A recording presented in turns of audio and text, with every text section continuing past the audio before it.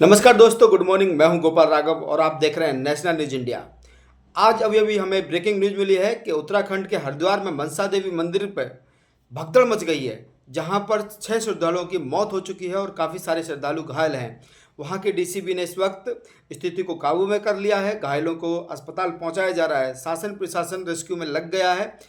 अफवाह की घटना यानी कि करंट लगने की अफवाह फैली, जिससे वहां पर भगदड़ मच गई और इसमें 6 श्रद्धालु भगदड़ में दब करके मर गए। उनकी श्रद्धालुओं की मौत दुखद है।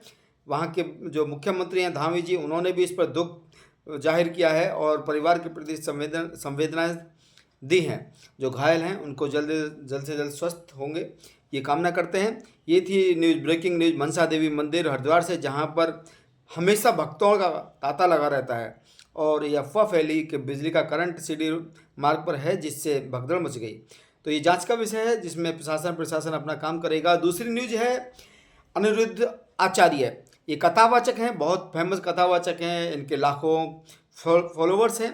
इन्होंने अभी अभी औरतों को लेकर के, युवतियों को लेकर के एक आपत्तिजनक बयान दिया है, जिसमें उन्होंने कहा है कि 25 साल तक अगर तुम किसी युवती की शादी नहीं करोगी तो उसका गैर मर्दों के साथ संबंध हो जाएगा। ऐसा ऐसा उल्टा सीधा बोला है, जिस पर लोगों में रोष है और महिलाओं ने उनके खिलाफ शिकायत भी की है। लेकिन उसके लिए अनिरुद्ध आचार्य ने माफ़ी भी मांग ली है।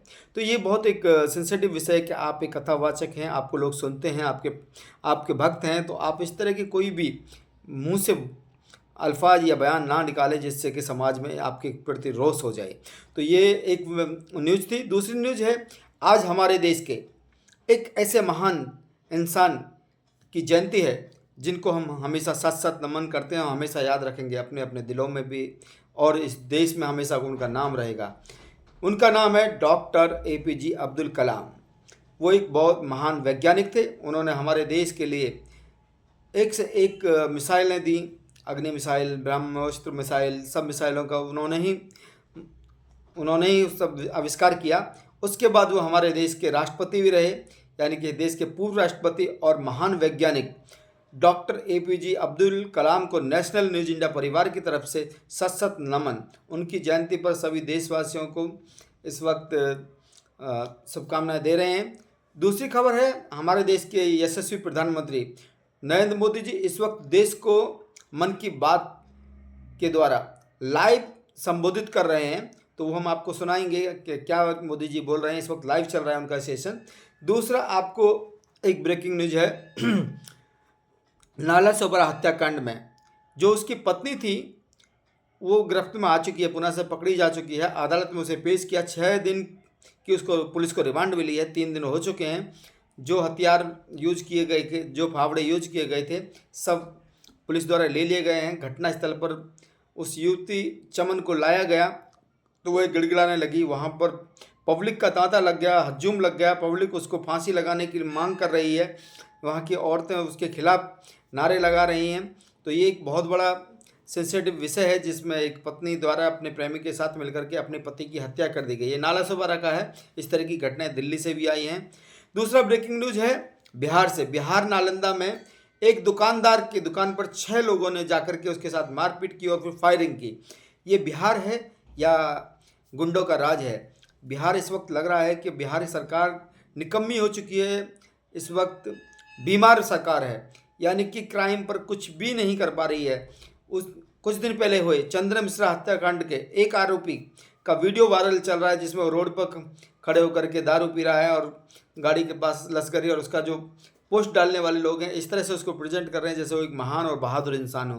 क्यों नहीं ऐसे इंसानों का एनकाउंटर कर दिया जाए जो अपराधिक हैं। लेकिन इस तरह का जो मनोबल है, ये सरकार द्वारा जब तक आपको संरक्षण नहीं होगा, इस तरह नहीं होगा। बिहार पुलिस क्या कर रही है?